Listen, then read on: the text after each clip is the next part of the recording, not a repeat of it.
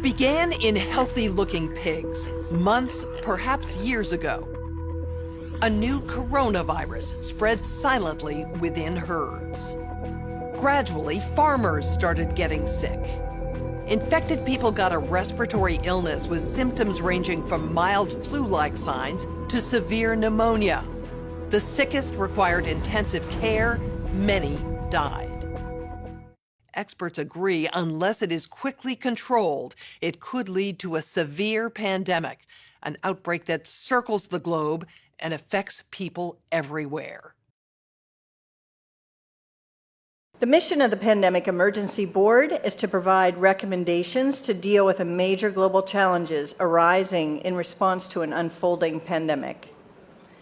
The board is comprised of highly experienced leaders from business, public health, and civil society. We could be looking at double the number of cases in 1 week and 16 times as many in a month if we are not able to stop the spread. That would be on the order of 500,000 cases, and it would continue to rise exponentially. In 3 months, we could be approaching 10 million cases. We're at the start of what's looking like it will be a severe pandemic. And there are problems emerging that can only be solved by global business and governments working together.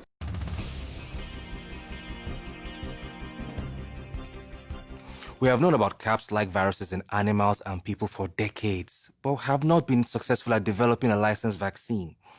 And sure, there are new technologies that may help, but it's going to be difficult. I am not optimistic about having a vaccine in time to be relevant during this pandemic. So the policy crisis in question for this board in this meeting is this: how should governments, business, and international organizations allocate and distribute pandemic antivirals and medical supplies to the people who need them most? What we've seen work very well in the HIV field is, in fact, procurement through the Global Fund. So having a centralized mechanism, so financially able to procure on behalf of affected countries would be critical.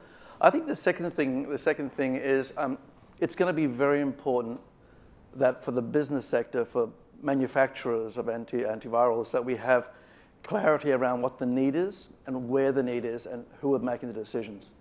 I think that given that the countries most affected are those that are low and middle income countries with unequal access to technology, to finances, the UN has a worldwide footprint, universally recognized, and universal membership.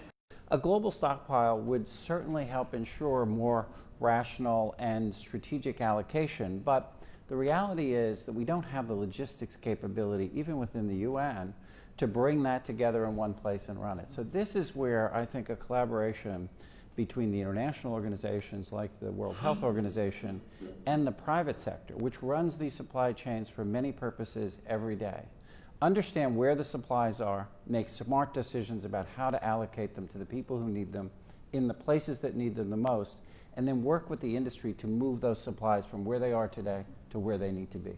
Just to underscore the point that cooperation among supply chain providers or businesses that have huge supply chains can add a lot of efficiency to the whole process. The question is, can you, through this international mechanism, really promote commitments to doing this as quickly as possible and give people a sense that actually if they contribute more, that they will have a better chance of protecting their own populations and their country's security and health. So to be completely clear, most of this production would already be committed in contracts. Yes. It is almost unheard of that people are producing product without having a forward commitment for the consumption of that product. So the first thing that needs to be done, because this is not something that the countries currently control, unless countries are going to bring about emergency situations and co-opt an existing supply chain. I think it's not likely, I agree, that countries are not going to buy countermeasure to put into a global supply without retaining a large portion of it for themselves.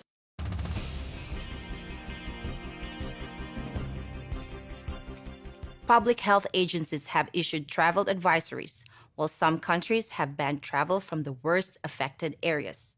As a result, the travel sector is taking a huge hit. Travel bookings are down 45%, and many flights have been canceled. A ripple effect is racing through the service sector. Governments that rely on travel and tourism as a large part of their economies are being hit particularly hard.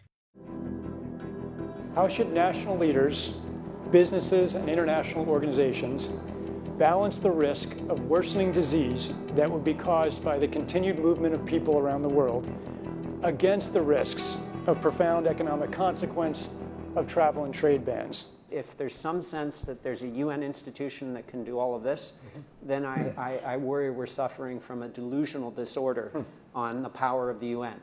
It's really important to get those industries and their trade associations and an efficient leadership established, which is decentralized, but has a collective responsibility and accountability. And that needs to be supported by the public leadership.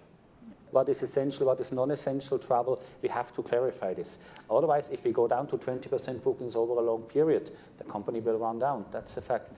You know, there's a whole complex set of issues in a highly interdependent world on supply chains that are just in time. We need to think about how much flex there is in that just-in-time supply chain system and make sure it keeps running. I think it's going to take specificity, and it's going to take knowledge that only the private sector has.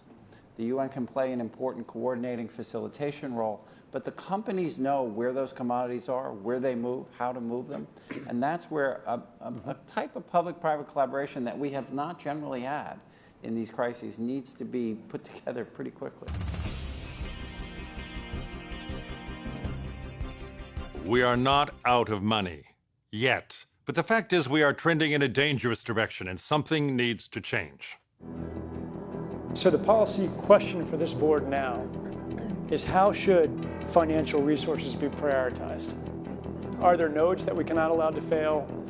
What is your sense of priorities? We don't have money to pay for all of these urgent problems. So at the moment, we want the funds, right? You need the money. So where's the money? So government kind of supplies some money. A lot of, private sectors, some are sitting here, you have some money. But now you need a really coordinated, centralized efforts. Hotels will be experiencing, crippling losses doing that. And we know that the hotel business in itself makes up 5% of the GDP. Governments need to be willing to do things that are out of their historical perspective, or for the most part, it's really a war footing that we need to be on. We shouldn't underestimate the power of entrepreneurship. We need to escalate that, whether it's through the government's helping with tax breaks or subsidies of that nature to increase manufacturing of those types of products. It can happen quickly. A Marshall-type plan, don't mean to say that exactly, but a Marshall plan that can go into effect can stimulate change very quickly.